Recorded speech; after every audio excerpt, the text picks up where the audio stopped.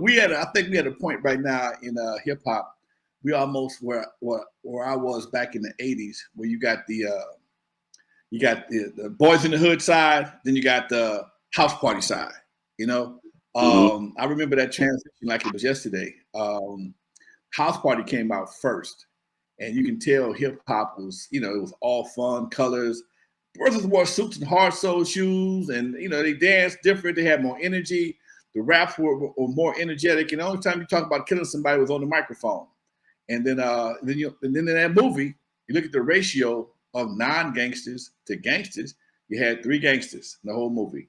Okay, nobody else was playing hard. Nobody was playing the only other hard person in the movie, other than the full force, was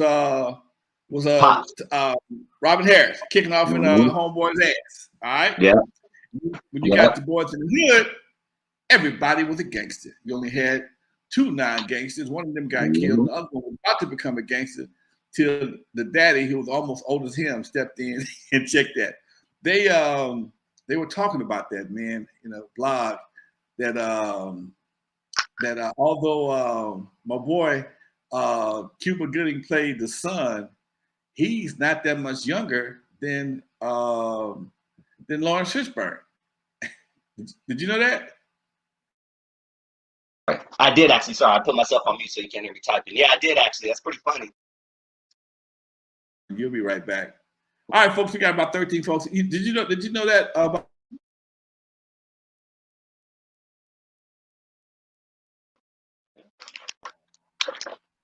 There you go. Okay. There you go. Sound keeps going in and out for some reason, but I'm good. Okay. I tell you, man. Did you know that Cuba Gooding and Lawrence Fishburne not that far apart in age? Yeah.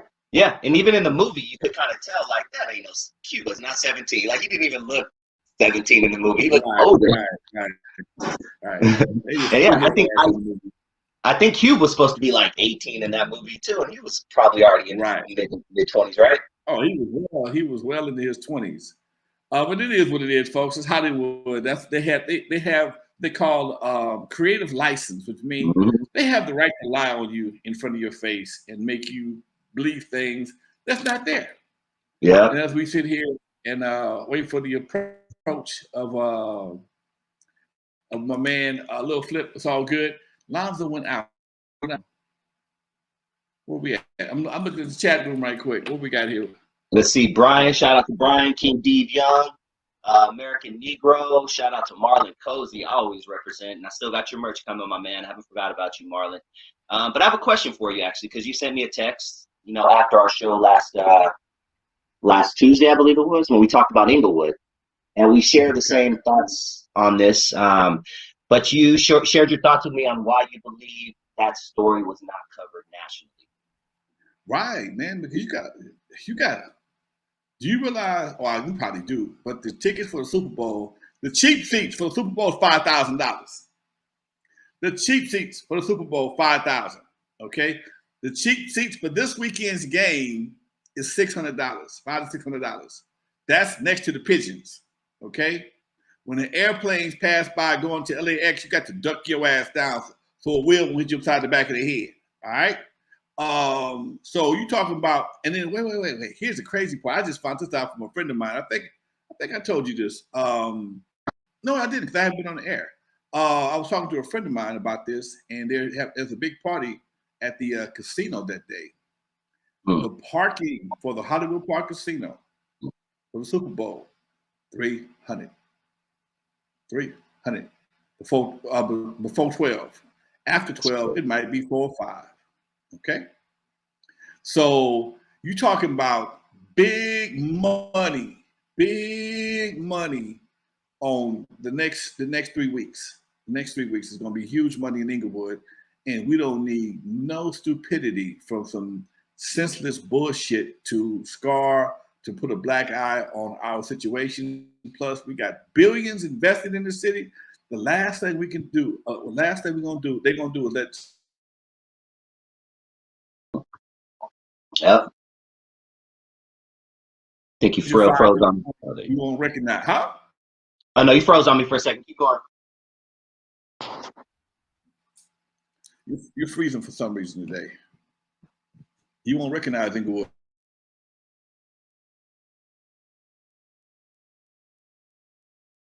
I'm asking the audience if they get it freezing. Huh? Yeah, they're saying the sound keeps going in and out in the chat room. Sorry, guys. Well, yeah, must be some weird stuff in there. You're kind of dropping out on me. You're freezing a little bit today. Yeah. But we're gonna work with it as we give Lil Flip a third opportunity to come here and rock with us. Let me hit his folks up and let him know that, hey man, we here. You waiting? We chilling, man. For the Freestyle King. Appreciate you. They're saying no apologies needed. Appreciate you guys. You know how it is with technology. Well, I appreciate you understanding that, man. I'm sitting here looking at, I'm gonna say this. I had to say this on TV, man. I'm an old head for sure. Ain't nothing about me young, but my mindset. And I've been working on my TV channel for the past about 4 or 5 months now. I've had it for about 6 months, but I just really got into it in the past 3 or 4 months. And I've been struggling to program it properly. And yesterday, one of my boys came by, much love to DJ Mega Hands, came by here. He's helping me do some stuff in the studio.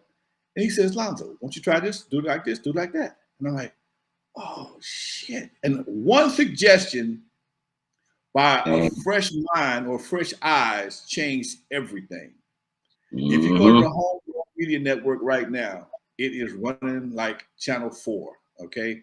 I see a few things I got to do as far as my editing on some of my shows, but for the most part, the channel is up and running and it's rolling and it looks. I got my commercials running. I got all kinds of stuff going on there because of a simple suggestion by a fresh set of eyes and a younger approach. Because he's Lonzo. You stop thinking in the '80s, thinking through millennium. And I said, fuck you, but he was right. And that's why I love my chat room. That's why I love dealing with youngsters because the things that they have common, they were born with, we had to go back and learn. We had to unlearn everything we knew and then relearn something else. We had to go unlearn analog and relearn digital. And digital and analog is two different things. I was thinking in a digital mindset. And he said, nah, man, look at this right here. And he did it. And I'm like, oh, shit.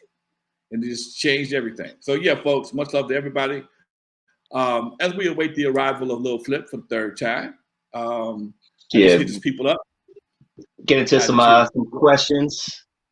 Huh? Let's get into some questions. Last week, Reppin' Magazine wanted to know, Lonzo, have you ever worked with Paris? Paris? Yeah, the rapper from. Have I been to Paris? Or no. Have you ever worked with Paris?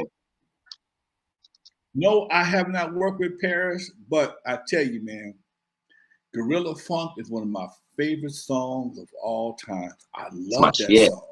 I love it. I love it. I love it. That song came out like 92, 93, something like back in the 90s. And it's still in my playlist right to this day. Okay.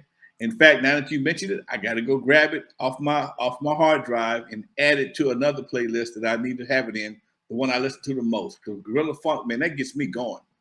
I don't know who produced that song. That song had to be produced by George or something. He produced it. He's a producer too, so I'm gonna assume he produced it also.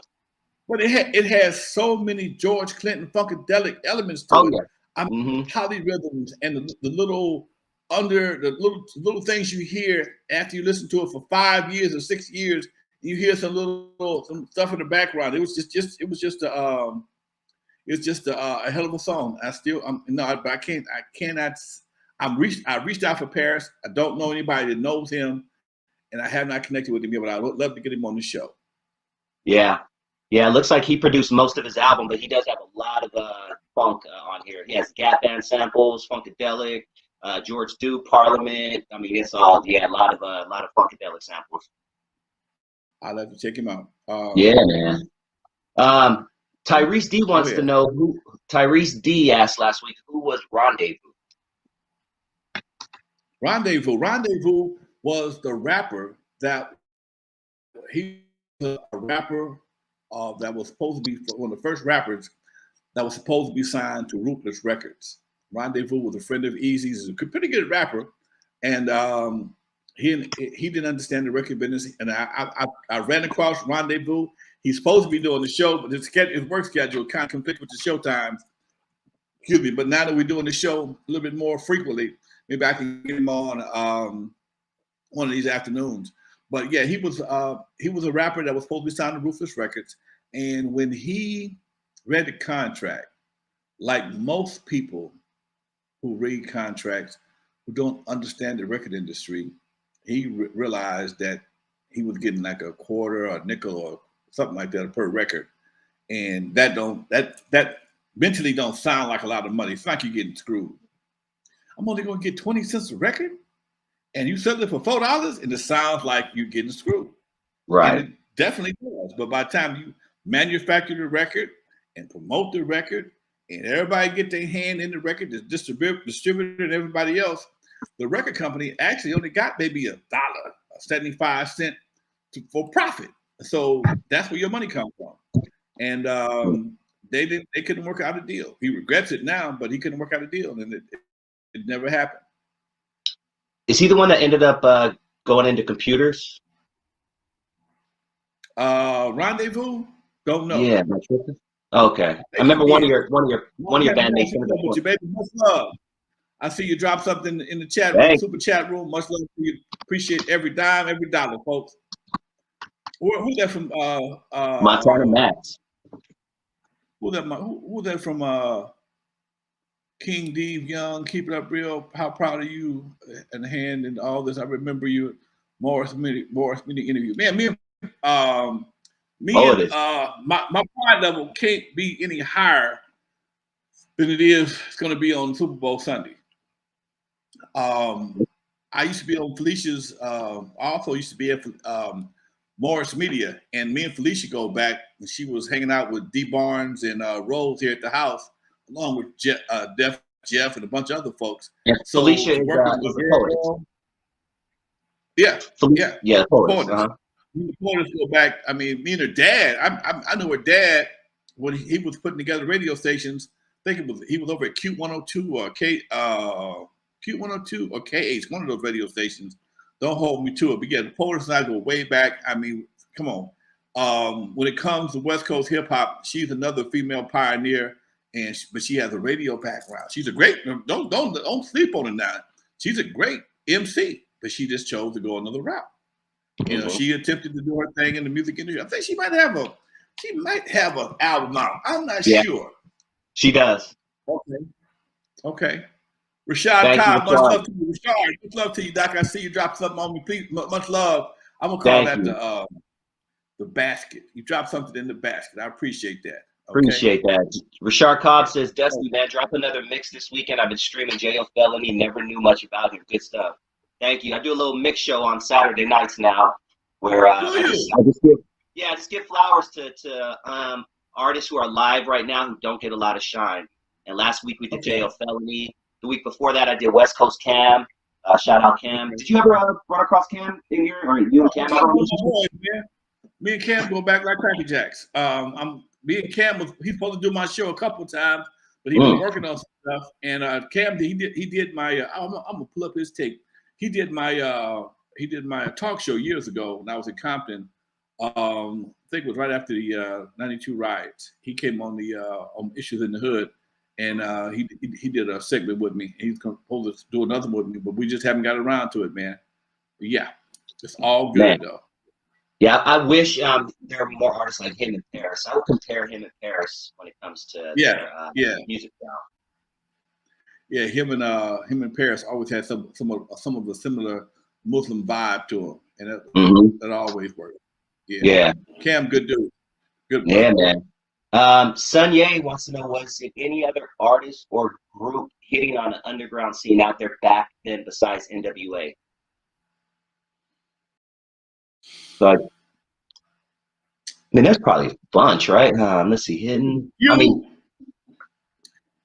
know, when N.W.A first came out, they caught so much hell in the beginning, so a lot of people kind of stayed away from that until later on because it was like you thought the world was going to end because of N.W.A. And some people stayed with the dance music, some people stayed with the more party raps, and later on people started coming up. But back then, so many people had records out because Michel'le was pressing anything that was around. He didn't give a damn. If you had lips and could hold a beat, or fuck that, you didn't have to hold the beat. If you had lips, he would put your record out. He didn't give a damn. And so you had so many records. That's what put him out of business because he had no quality control. You know, once guys like me, Unknown and Hammer and Ice-T and Eazy went over there, and J King. Oh, much love to J King. Happy birthday, J King, my boy from Timex Social Club, aka the Rumors. Yeah. Yeah. Yeah. It ain't Timex Social Club no more. It's I keep going back to the old name. Damn, I'm tripping. Oh, they have a new name? Anyway,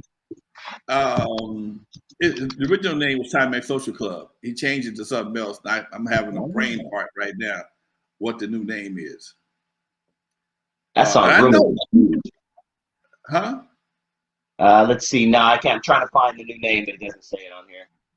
I know it. I talked to him the other day. And I wish him happy birthday on the phone, but for some reason I still called his. Talking about Club Nouveau? Club Nouveau. There you go. Okay, that's what it ain't been Timex Social Club since Rumors, and I still call it Timex Social. Yeah. That's how old my ass is. Okay, I remember Club Nouveau more than I do. I mean, Timex Social Club more than I do Club Nouveau. Much love to you, DJ Domino. I see Domino. What's up, Domino? What up, Domino? There you go. Hey, Marlon Cozy. Marlon Cozy says, "Hey, did Rodney O cut Everlasting Bass from your studio?" No, that was cut probably at Skip Taylor studio. That was Egypt's preferred studio over in damn, what's that city? Over by Hollywood. I never worked. I've been to Skip Taylor, but I never recorded there. Rodney and Joe Cooley kind of. Although my company, West Coast Record Distributors, distributed that song, that was an Uncle Jam's Army type situation. You got to. It's always been kind of weird. That little clique division has been around for 40 some odd years, and Rodney O was a part of that thing. He rolled with Egypt, which rolled Uncle Jam's Army. So we cool, but we never been that tight. Simple as that. You know, although my company distributed his record, he kind of hung with Egypt, and that was a whole different situation.